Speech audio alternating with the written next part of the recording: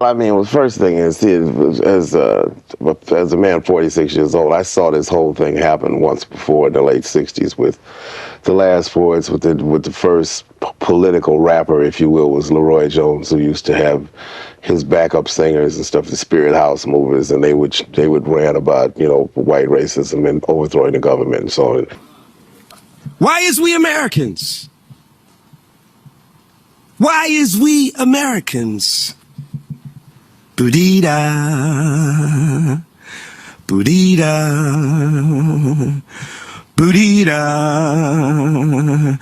boodee-da, boodoo-da, be-dee-dee-dee, boodee-boodee, boo-boo-boo. What I want is me, for real.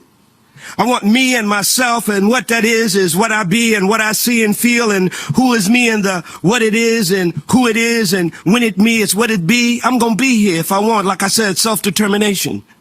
But I ain't come from a foolish tribe.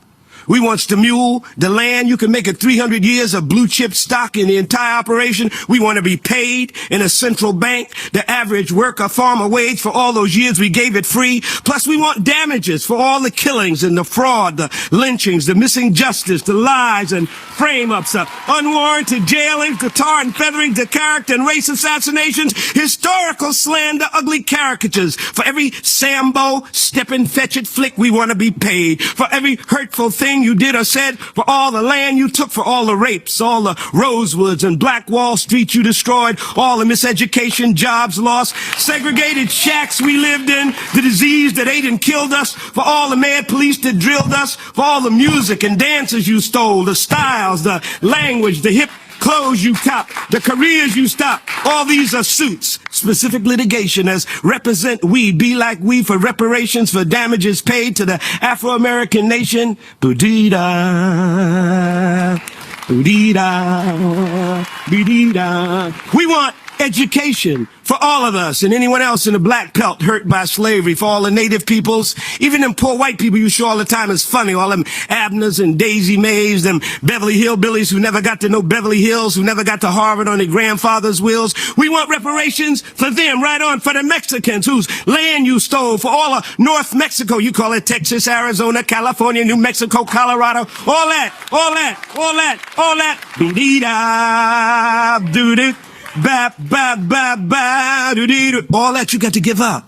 Autonomy and reparation to the Chicanos and the Native Americans whose soul you ripped out with their land. Give self-determination, regional autonomy. That's what Maui is asking, and they're going to do the same when they demand it like us again in their own exploited name. Yeah, the education, that's right. 200 years. We want a central stash, a central bank with democratically elected trustees and a board elected by us all to map out from the referendum we set up what we want to spend it on to build that Malcolm sense self-determination as self-reliance and self-respect and self-defense, the will of what the good Dr. Du Bois beat on, true self-consciousness, simply the psychology of freedom, boodee-da, boodee-da, bee-dee-da, boodee-da, da, ba, ba, ba, boodee-boodee, boo, boo, boo. Then we can talk about being American. Then we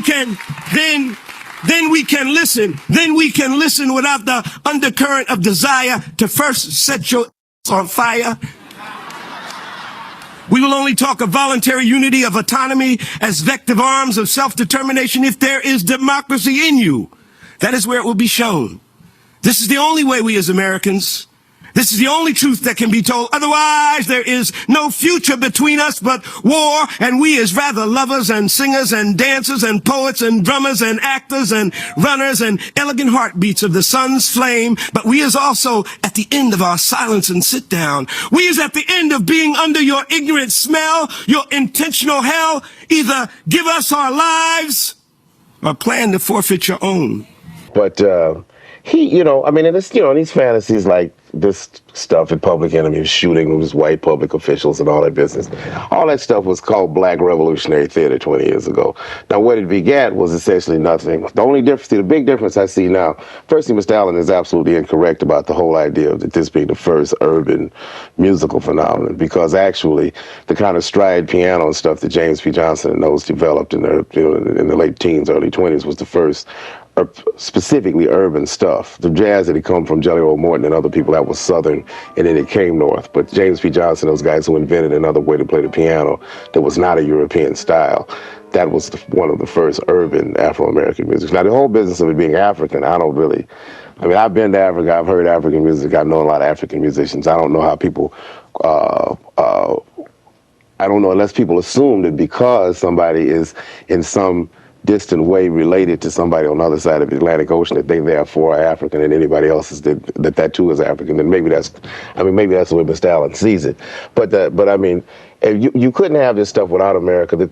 Most of the images that these people are dealing with are American-inspired images, whether they're images that come out of westerns or out of gangster movies, and it doesn't. And even the movies, and even the whole idea of the nature of the resistance. If you look at World War II propaganda movies, I mean, they're using the same conception.